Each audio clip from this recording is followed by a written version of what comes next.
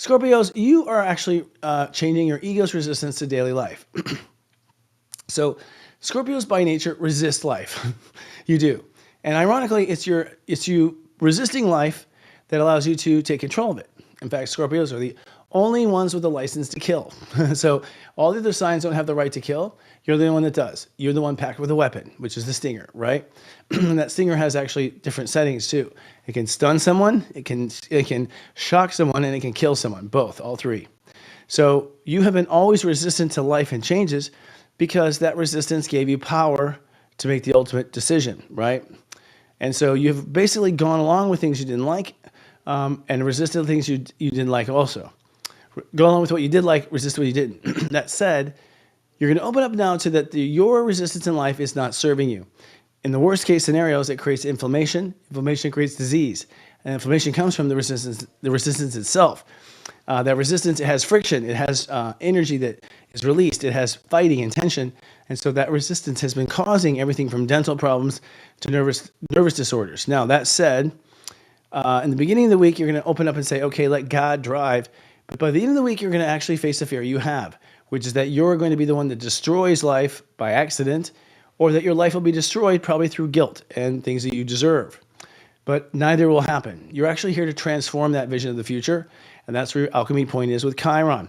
So by the end of the week, as the sun conjoins Chiron, you heal from the idea that you'd either be stuck on the island when it goes down, like Atlantis, or the idea that you're the one making it go down, which started in Atlantis. Now, that said, this means that you're going to have to open up and accept and receive a new personal dream.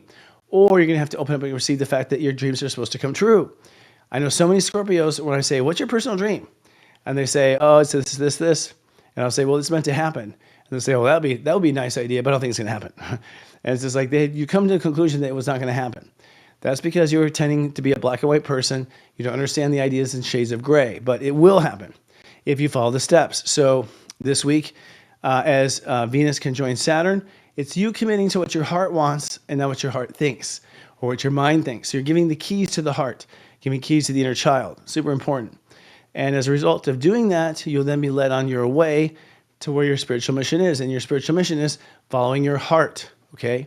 Not protecting it, but following your heart. So probably a commitment to become a singer or to become a performer or to follow the love of your life and not worry about it anymore. You know, people have lost love, will sometimes surrender that.